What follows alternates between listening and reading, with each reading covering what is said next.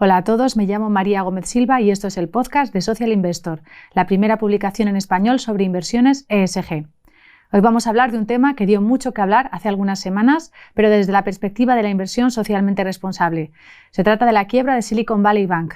Y es que muchos críticos de la inversión socialmente responsable aprovecharon la ocasión para culpar a la sostenibilidad de la quiebra del banco. ¿Pero tenían razón?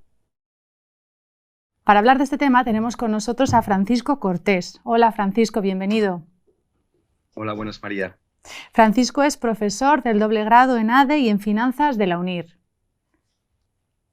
Así es. Pues muy bien, Francisco, dinos, ¿qué tiene que ver todo esto de la quiebra de Silicon Valley Bank con la sostenibilidad y por qué hay unos grupos que han relacionado este tema con la sostenibilidad?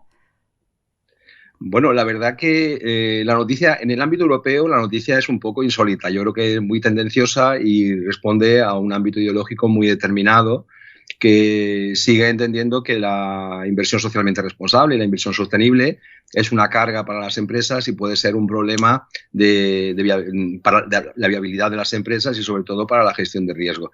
Yo creo que se ha comentado en alguna ocasión, y es verdad que sí me ha llegado esa información de que se ha comentado de que determinadas empresas, por ejemplo en el caso de Silicon Valley Bank, se han dedicado más al ámbito de la ASG, al ámbito de los criterios ASG y no tanto a la gestión de riesgos, y yo creo que es todo lo contrario. Yo creo que lo que hay que hacer es integrar los riesgos ASG, los riesgos climáticos, los riesgos de biodiversidad en el ámbito de los riesgos tradicionales que la banca habitualmente gestiona. Y bueno, en el ámbito europeo, por eso choca mucho en el ámbito europeo, porque en el ámbito europeo el Banco Central Europeo está muy, muy interesado, como un mandato político, lógicamente, de que las entidades bancarias integren de forma normalizada y los riesgos climáticos, los riesgos ambientales y los riesgos sociales en los riesgos que tradicionalmente gestionan. Y el caso de Silicon Valley Bank es una quiebra de libro en el sentido de que no gestionaron bien el riesgo de mercado, que es un riesgo habitual en el ámbito de la gestión bancaria. Pero puede haber tenido un componente, ¿no? Como dicen los críticos, de haberse centrado en la ESG y no en los riesgos financieros. O sea, dentro de que efectivamente lo que tú estás diciendo, la quiebra del banco tuvo que ver con los riesgos financieros, pero ¿hubo un componente también de eso? ¿Tienen algo de razón o no la tienen? No, para nada, para nada. Yo creo que todo lo contrario y ahora me explicaré un poco más en ese ámbito. La quiebra de Silicon Valley Bank es una quiebra que se ha debido a su modelo de negocio. Es un modelo de negocio que tenía un exceso de liquidez porque las sociedades de capital riesgo estaban acumulando recursos para invertir en las sociedades tecnológicas. Ese exceso de liquidez que estaba en manos de la entidad financiera, desproporcionado en términos de evolución de los últimos años, pues la entidad decidió invertirlo en los mercados de capitales, en concreto en el mercado de bonos.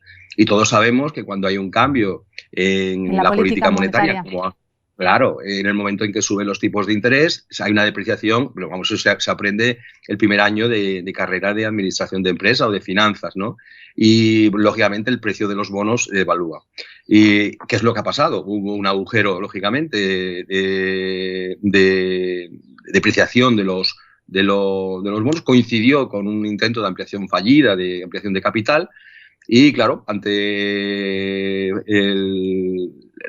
el fallo de la ampliación de capital, pues hubo una retirada de depósitos y el agujero pues no se pudo cubrir. Pero bueno, básicamente fue un problema de diseño de una cartera y es un problema de que realmente no hay que olvidar que los bancos, los recursos de depósito de los bancos tienen que dedicarse a lo que es la intermediación financiera, que es generar préstamos y sobre todo financiación para las empresas, no invertir en los mercados de capitales, porque al final el riesgo de mercado, que es lo que ha ocurrido en Silicon Valley Bank, que es el precio de depreciación, es el riesgo de depreciación de sus activos, pues no es algo que se tiene que medir y que se tiene que anticipar.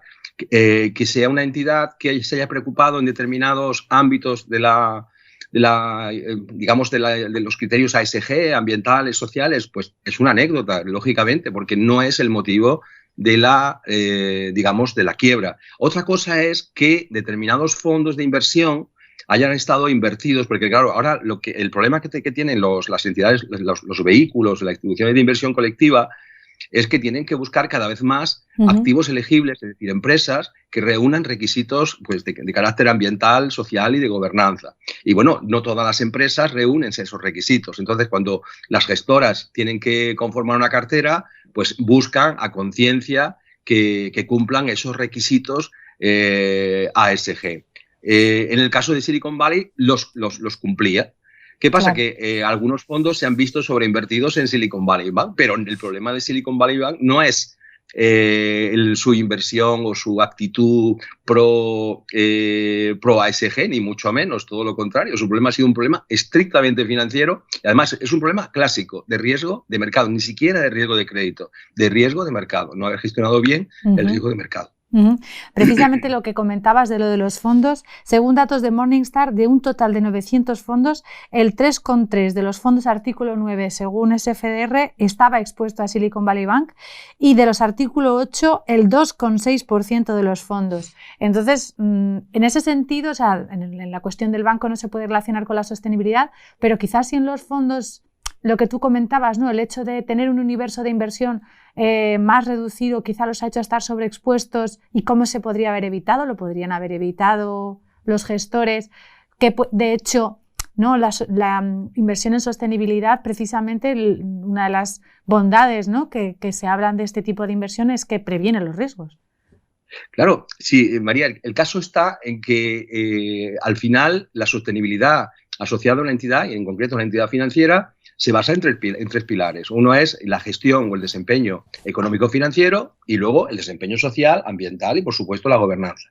¿Qué pasa? Que si tú al final inviertes en una empresa exclusivamente pues, criterios puramente ASG y te olvidas de que tiene un riesgo potencial enorme como tenía Silicon Valley Bank, a poco que cualquier persona que hubiera analizado sus cuentas de explotación, su balance y hubiera visto cómo han crecido los depósitos tan desproporcionadamente y cómo la entidad ha reaccionado comprando activos de los mercados de capitales, pues cualquiera se hubiera dado cuenta que si hay un cambio en la política monetaria, el despilfarro iba a ser, el agujero iba a ser enorme, ¿no? Pero, claro, si no miras realmente la sostenibilidad en sus tres patas, económico-financiera, social y ambiental, pues tienes un problema, porque, claro, has mirado realmente que la empresa tenga un buen desempeño social y ambiental, pero ¿y la parte económico-financiera? A eso es lo que me refiero. No podemos centrarnos ni exclusivamente en el desempeño, en la gestión del riesgo económico-financiero y obviar lo social y lo ambiental porque está en el marco regulatorio, está en las expectativas políticas, en los parlamentos, está en las expectativas sociales de la sociedad.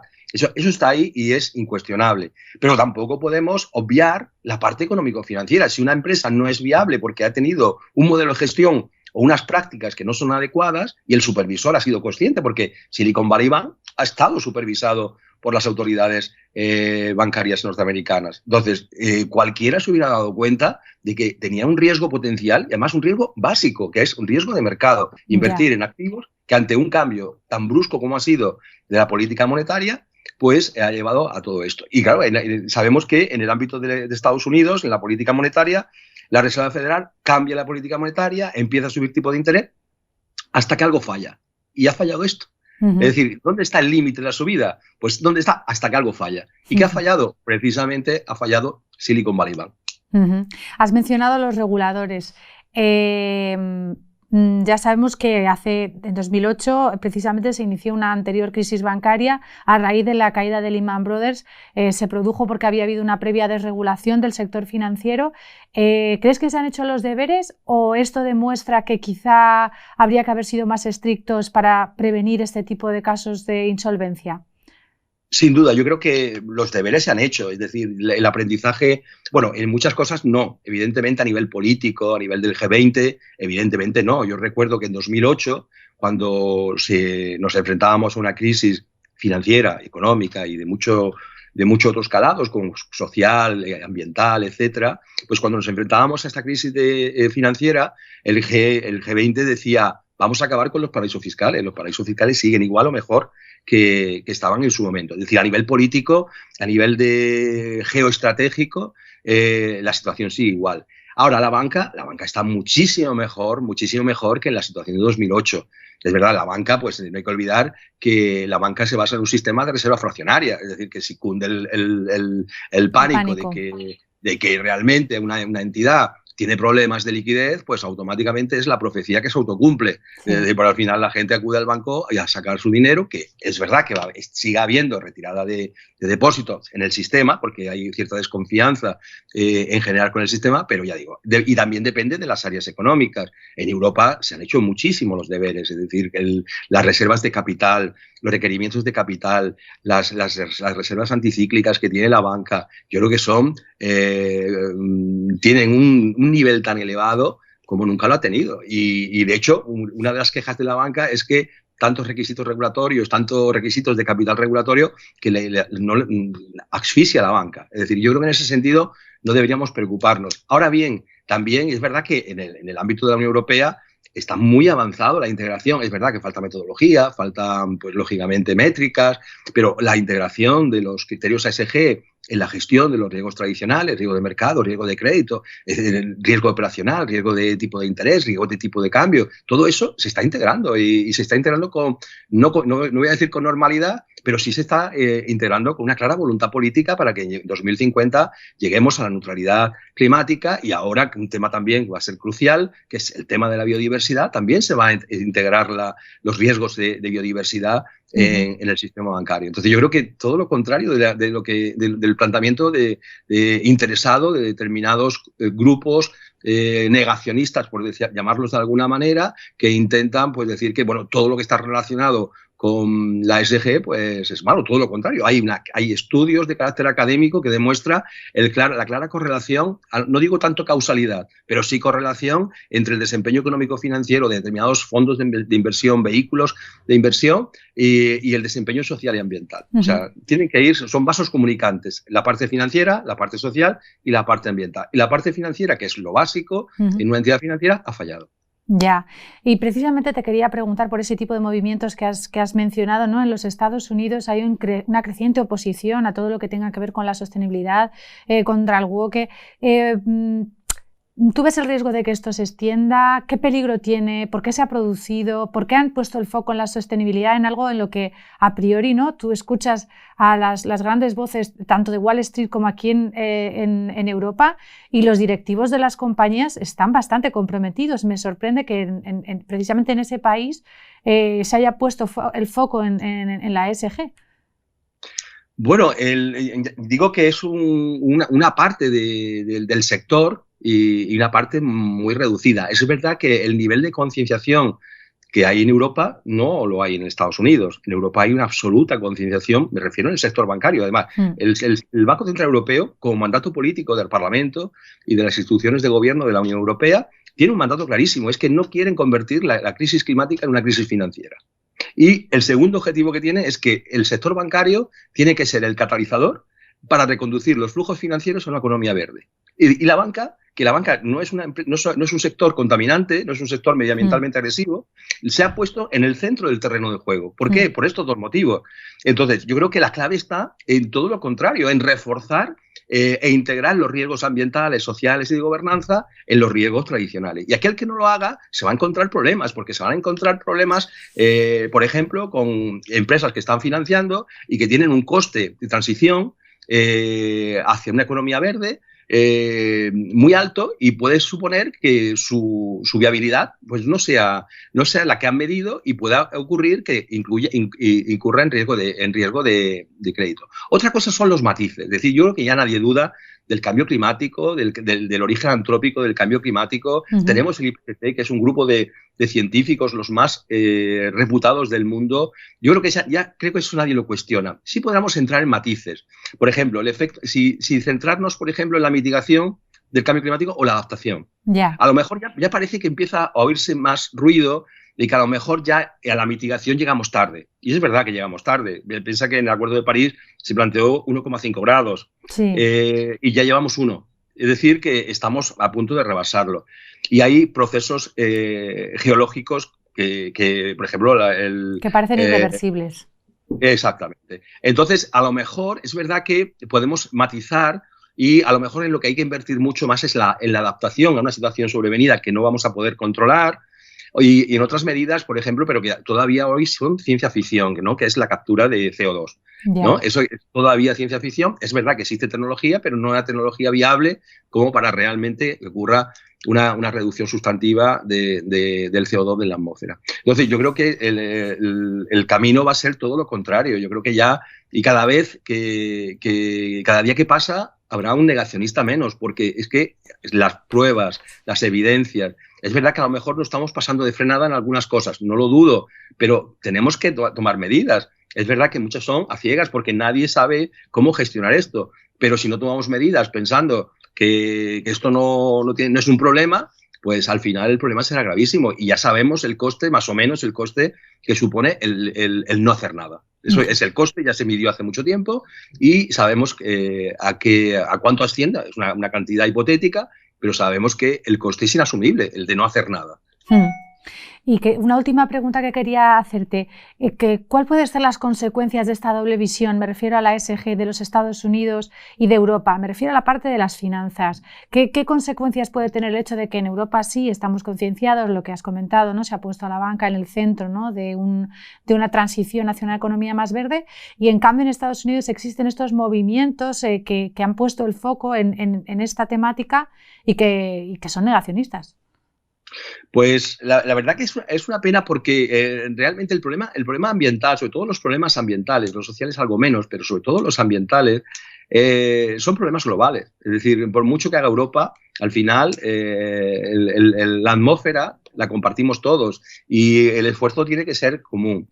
Es verdad que en algún momento pues, se darán cuenta de todo este proceso y lo que está claro es que Europa, aunque está asumiendo más costes, esto es una realidad, que, por ejemplo, el caso de Estados Unidos, pero Europa está convencida de que la economía europea funciona mejor en un entorno de economía verde que en un entorno de economía marrón. Es decir, todo lo que está invirtiendo yo creo que no está cayendo en un saco roto, aunque no encontremos el apoyo de Estados Unidos o no encontremos el apoyo de China. Es verdad, también digo que desde 2015 se están dando pasos agigantados. 2015 para mí es el inicio de la transición ecológica. ¿Por qué? Porque se producen dos fenómenos muy, muy importantes. Uno es el Acuerdo de París, que ahí es donde realmente hubo un acuerdo sustantivo y concreto de cómo atajar el cambio climático, y todo lo que es la Agenda 2030. Y yo creo que se están dando pasos. Y lo bueno que tiene todo esto es que, claro, Estados Unidos son reacios por el papel intervencionista del Estado, ¿no? Porque por esa cuestión ideológica de que el Estado debe intervenir poco. Pero es que aquí, en el caso de Europa, es que las empresas van por delante del Estado en temas de gestión ambiental. Por ejemplo, el caso de la banca, yo he trabajado en banca hasta hace muy poco, y nosotros íbamos por delante de los requerimientos. Cuando el Banco de España ni siquiera estaba hablando de cambio climático y gestión de riesgos tradicionales, nosotros estamos trabajando en crear indicadores y métricas para medir el cambio climático y cómo impacta el riesgo de cambio climático en el riesgo de tipo de cambio, en el riesgo de tipo de interés, en el riesgo de mercado, en el riesgo de crédito. Es decir, que las empresas, y sobre todo en la Agenda 2030, las empresas van muy por delante. Y de hecho, en la Agenda 2030, una de los cambios que se produjo con respecto a los objetivos del milenio es que la cuestión ya no era una cuestión dirigista de que eran las organizaciones, la administración pública la que tenía que hacer todo el esfuerzo, sino que el objetivo 17, que son las alianzas público-privadas, es que el papel de la empresa privada y de los agentes privados es fundamental en la transición. Entonces, ese reparo que tienen en determinados sectores en Estados Unidos, sobre todo por el tema intervencionista ideológico del Estado, creo que es injustificado y tarde o temprano el tiempo le quitará la razón, seguro. Muy bien, pues muchísimas gracias, Francisco. Ojalá que aciertes y que el tiempo le quite finalmente la razón a esos grupos de negacionistas. Muchas gracias por habernos acompañado. A vosotros. Y a ustedes, gracias por estar ahí, y recuerden que pueden seguir la actualidad de la inversión socialmente responsable en Social Investor. Hasta pronto.